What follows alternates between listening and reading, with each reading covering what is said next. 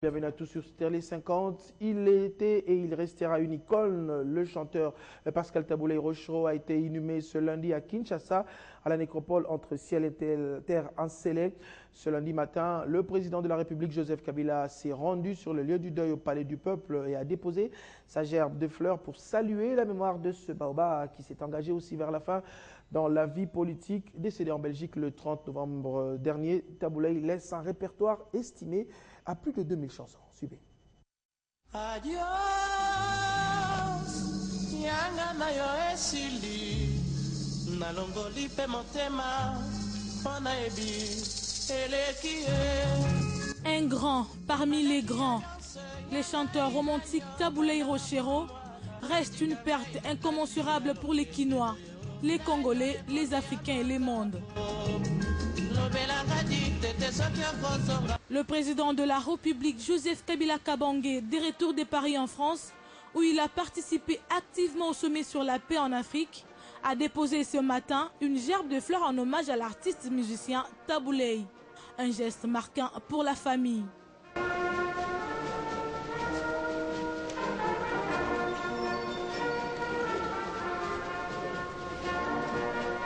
Décédé en Belgique le 30 novembre dernier des suites d'un diabète, après avoir été terrassé par un accident vasculaire cérébral il y a plus de 2 ans.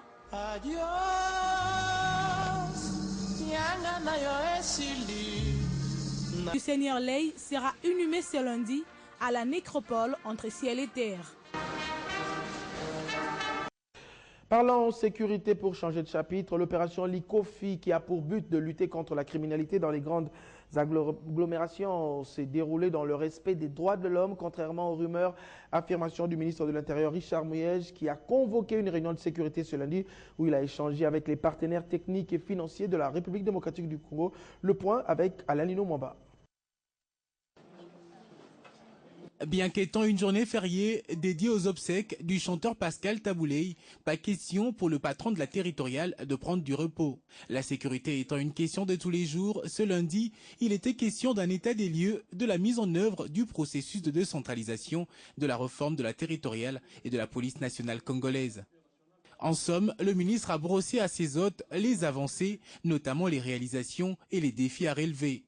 Au nombre de ces défis, l'on note le renforcement des effectifs de la police au regard de l'immensité du territoire, la sécurisation des territoires de l'Est du pays et du Katanga, et enfin la lutte contre la criminalité dans les grandes agglomérations dont à Kinshasa a lieu l'opération Likofi, en français coup de poing.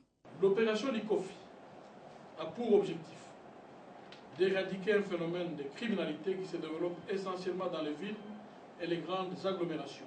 Opération qui, contrairement aux rumeurs, se déroule sans dérapage, comme le confirme le porte-parole du gouvernement convié à la réunion. On a pu nous se rendre à l'évidence qu'il y avait beaucoup plus de rumeurs que tous les cas d'indiscipline qu'on a observés au cours de cette opération, qui ne fait que commencer, ont été bel et bien sanctionnés. Une communication du ministre Muyej qui réjouit les représentants des partenaires dans les États-Unis d'Amérique et la France. Il nous a parlé aussi de l'opération en cours de lutte contre les criminels, sur lesquelles il y a eu quelques interrogations ou rumeurs qui ont circulé, et sur lesquelles il nous a assuré et rassuré que tout était fait dans le respect de la loi. Son discours a servi à épaiser beaucoup de craintes sur ce sujet. À retenir également que la police nationale congolaise, qui compte à ce jour 105 000 unités à travers le pays, vient de bénéficier de 6 000 nouveaux éléments recrutés en raison de 500 par province et 1000 dans la capitale congolaise. En santé, j'ai l'annoncé en ouverture de ce journal, lancement officiel ce lundi de la campagne de distribution gratuite des moustiquaires imprégnés d'insecticides à longue durée d'action à Kinshasa pour lutter contre la malaria. Plus de 4 millions de moustiquaires vont être distribués dans la capitale par l'association Santé Familiale. La campagne de distribution de masse débutera le jeudi 12 décembre au terrain municipal de Bandalungwa en présence du gouverneur de la ville de Kinshasa. La cause de tout ça, c'est la malaria. Ce sketch illustre bien le danger auquel fait face la population congolaise, notamment les femmes enceintes et les enfants de moins de 5 ans victimes de la malaria dans les pays subsahariens. Selon les statistiques du ministère de la Santé, sur 1 million de consultations effectuées entre le mois de janvier et septembre dernier, plus de 620 000 cas de maladie sont liés au paludisme et 63% des décès des enfants de moins de 5 ans sont attribués aussi à ce fléau. La cérémonie de ce jour est le renouvellement de l'engagement de nous tous à mener une lutte inlassable contre ces minuscules ennemis de chacun de nous, plus particulièrement face aux femmes et plus spécifiquement les femmes enceintes ainsi que les enfants. Le ministère de la Santé publique s'emploie et s'emploiera davantage pour mettre en œuvre une lutte anti-paludique plus efficiente dans notre pays. Pour faire reculer le paludisme, l'association Santé Familiale ASF, qui pilote la distribution, est engagée aux côtés du gouvernement congolais à promouvoir la santé et la prospérité des familles congolaises.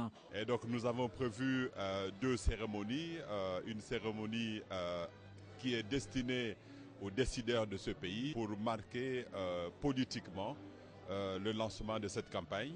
Le 12 décembre, le coup d'envoi pour la distribution physique. Après Kinshasa, l'ASF lancera une autre campagne dans la province orientale.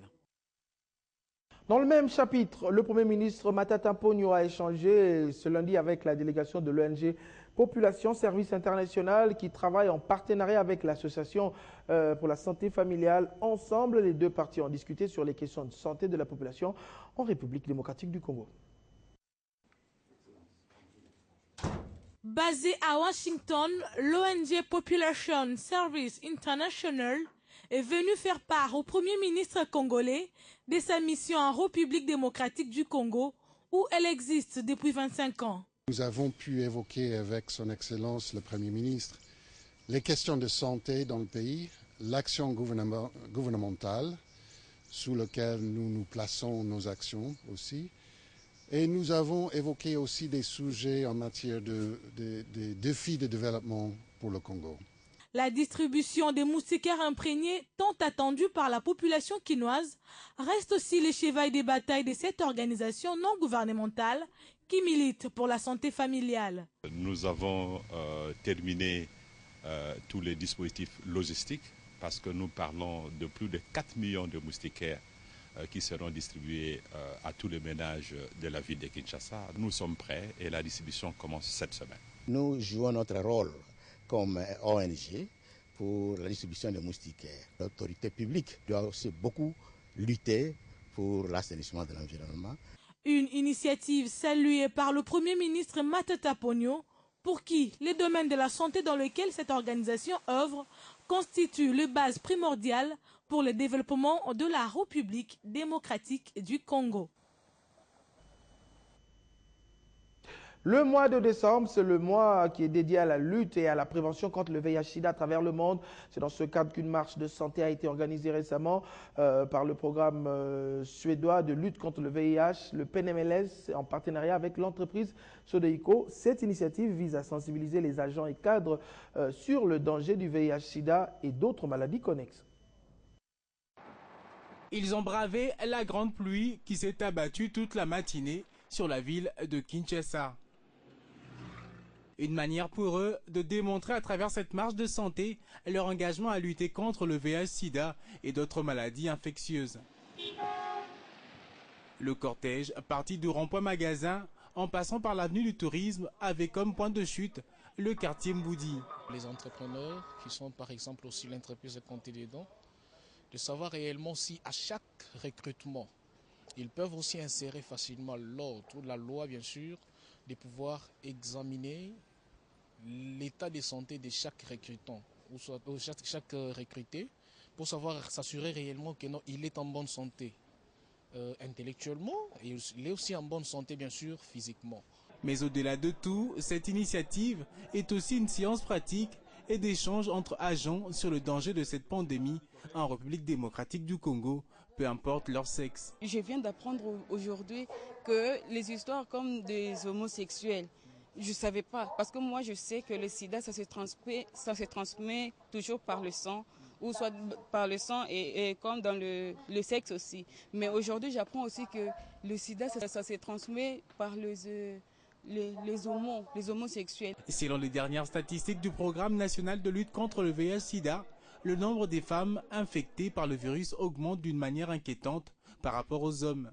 Les prostituées, les femmes qui exercent le commerce ambulant et celles qui vivent dans les zones de conflit sont les plus exposées à la contamination au VIH-Sida. Autre chose, le ministre des Ressources hydrauliques a procédé lundi à l'ouverture de l'atelier sur le lancement du processus de création de l'Agence nationale de services énergétiques rurales ANSER, un projet qui s'inscrit dans le cadre de la loi relative au secteur de l'électricité. Charlotte Iboba pour les détails. La RDC dispose d'un potentiel énergétique énorme. De ces 100 000 MW, 44 000 sont concentrés sur le seul site Zinga. Paradoxalement, 9% seulement de Congolais ont accès à l'électricité, contre une moyenne africaine d'environ 30%. Pour corriger cette situation, le gouvernement veut donc créer une agence nationale des services énergétiques rurales ANSER, l'un des 4 axes prioritaires de son programme quinquennal dans ces secteurs. C'est une agence qui est inscrite dans le cadre de la loi de libéralisation du marché de l'électricité. Il y a beaucoup de villages en RDC qui n'ont pas accès à l'électricité. Et nous avons besoin de catégoriser ces villages, d'avoir une approche stratégique à l'électrification. Ainsi, ANSER va introduire une nouvelle ère axée sur une fourniture continue de l'énergie ainsi que des services énergétiques dans les milieux ruraux. Il s'agit de faire des villages, des villes. Il s'agit de faire des villages des pôles de développement économique, c'est-à-dire des pôles qui produisent, des pôles qui commercialisent, des pôles qui consomment et créer une vie moderne. Une feuille de route déterminant toutes les modalités à la matérialisation de ce projet et devra alors sortir de cet atelier de 2 jours. Et ça sera le rôle de ces ministres nationaux et provinciaux ainsi que ces experts de l'Union européenne. Écho de nos partis politiques au Palou, une matinée politique a été organisée à Bouma. Le secrétaire général du parti, Antoine Gizenga, a dissous le comité exécutif national sénal pour mettre en place un collège des conseillers. Le chef du parti a par la même occasion réaffirmé la nomination de Willy Makiachi au poste de secrétaire permanent et porte-parole du parti. Une journée pas comme les autres pour les militants du parti lumumbiste et unifié et Palu. Tous ont pris la direction de l'Est et de la capitale pour la cité de Bouma où réside l'autorité morale du parti, Antoine Gizenga. Les messages du secrétaire général du Palu étaient très attendus par ses militants. D'entre Dieu, Antoine Gizenga condamne les atrocités qui ont eu lieu au siège du Palu le 30 novembre dernier. La remise et reprise vient de se passer dans des conditions inacceptables. Devant la gravité des faits, j'ai pris des mesures nécessaires. Celle d'exclure de manière définitive de nos rangs les personnes coupables de fautes graves. La grande nouvelle était la décision d'Antoine Gizenga de mettre en place un collège des conseillers en lieu et place du comité exécutif national. Le 8 novembre 2013 dernier, j'ai pris la décision de nommer un secrétaire permanent et porte-parole du parti en la personne de M. Willy Makiachi. Le chef du Palu a rendu aussi hommage aux 2 grandes personnalités décédées ces derniers jours, dont Nelson Mandela et l'artiste et musicien Rochero Tabouley. Du sport, la 7e journée de la division 1 se poursuit ce mardi avec la réception à Lubumbashi du tout capable Lima de Matadi par les cheminots de Sainte-Loa-Lupopo. Mercredi, 2 autres affiches sont au menu à Kanangaya en Bujimaï. Et dimanche dernier à Kinshasa, le football club MK s'est incliné lourdement face au tout-puissant Mazembe, score de la partie 0-4. Ouais, une faiblesse, je disais, le football aujourd'hui, c'est un peu trop compliqué. C'est compliqué, excuse-moi, c'est compliqué. C'est vraiment compliqué de tenir le haut niveau, a souligné l'entraîneur du football club MK, Jacques Kingambo, au terme de cette défaite cuisante 4-0 infligée à son équipe, encore à l'apprentissage, pour pourtant un des représentants congolais aux prochaines compétitions africaines interclubs. C'est bis repetita entre MK